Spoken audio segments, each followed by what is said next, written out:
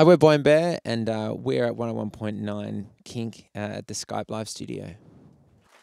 Hey, that's Boy and Bear. All right. Or as Wooderson would say, all right, all right, all right. I don't know if you guys know that movie very well. It's an American film, Dazed and Confused. Okay. No. Sorry. I went there, I tried it, you throw it out there, you don't know what's going to happen. Hey, congratulations on your record. It's right here. It's called Limit of Love. And writing a record is not easy, so you should applaud them for making another album.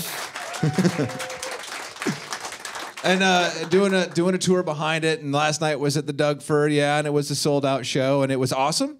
It was really cool, yeah. It was fantastic. Yeah, and I understand that you signed a marriage certificate. Yeah. I think Tim knows the story better than I do, but they came up to you, didn't they? No, it was just the guy at the door. He said, some people want you to sign their marriage certificate. So, I don't know. As long as it leads to a happy marriage, I don't mind. You know?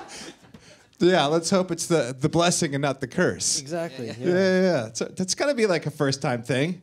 I'm sure every show there's something new where you're like, oh, that's never seen that one before.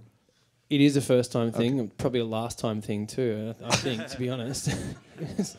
We've never had a good answer. I was saying last night, we've never had a good answer to, has anything weird happened on tour ever? Because, nothing ever happens that's weird at our shows, but that was pretty weird, yeah.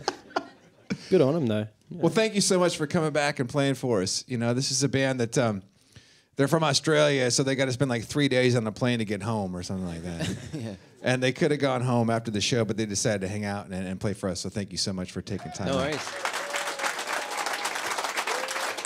It was about a year and a half ago, I think. A year and a half. They stopped through touring behind the last album, Harlequin Dream, and that's a record that's been in my CD player ever since that. I mean, I've been in love with that record, and it's just still to this day one of my favorites. That and The War on Drugs. I don't know if you listen to that band, Lost in the Dream. Those are like my two favorite records, so congratulations. Thanks on another new record. As doing my research and scouring the internet to find all these little nuggets about you and your band and writing this record, there was a couple things that keep coming up. And the first one was Ethan Johns. Ethan is a producer. He's produced records for Kings of Leon, Ryan Adams, many other bands. But there was a trust. You kind of gave him the reins a little bit behind this record. True or false? Yeah, true. I think so. I mean, I think when you're working with someone like Ethan, he has a particular way he likes to do things. And we knew what we were getting ourselves into. But I think once you commit to that, you've just got to kind of really trust their instincts. Because he gave you a couple of things, that you took into this record. Where you recorded the record did he guide you into Peter Gabriel's studio? Yeah. So he lives up in that area. And he was the one that suggested Real World Studios. Yeah. And then he also took you into this idea of just live to tape as well, yeah? Yeah. He sort of did it. I mean, we knew we were going to track live and do live vocals. We weren't sure in terms of doing it to tape. And in fact, I think it was the second day he kind of threw that on us in that we were kind of recording, and he said, I'd love to be able to just do this to a kind of 24 tracks, of which we'd already sort of, by that point, semi-committed without knowing it. So, yeah. Yeah, right? Yeah, but you're in good hands with somebody like that. Yeah, absolutely. He's the guy for that kind of stuff. Yeah.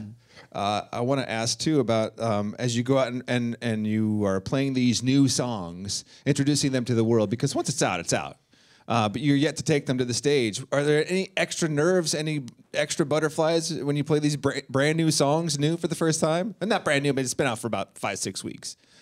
I mean, funnily enough, the way we recorded it, because we played live and sung live, and there were minimum overdubs, in terms of rehearsals, it didn't take that long to get the songs kind of feeling ready, as opposed to in the past, because we had kind of strings and we had layers and stuff. Sometimes there was problem solving as to how to make a chorus more effective. So it's been particularly seamless in terms of getting these songs in the kind of live environment and for them to feel really good. So we've been lucky on that front. Yeah, almost like muscle memory. You just went through the motion in the studio and then you just take it onto the stage. Yeah. Well, I'm going to shut up and get out of the way because I love listening to you guys. And thank you so much again for taking time out. Really, really appreciate it. One more time for Boy and Bear.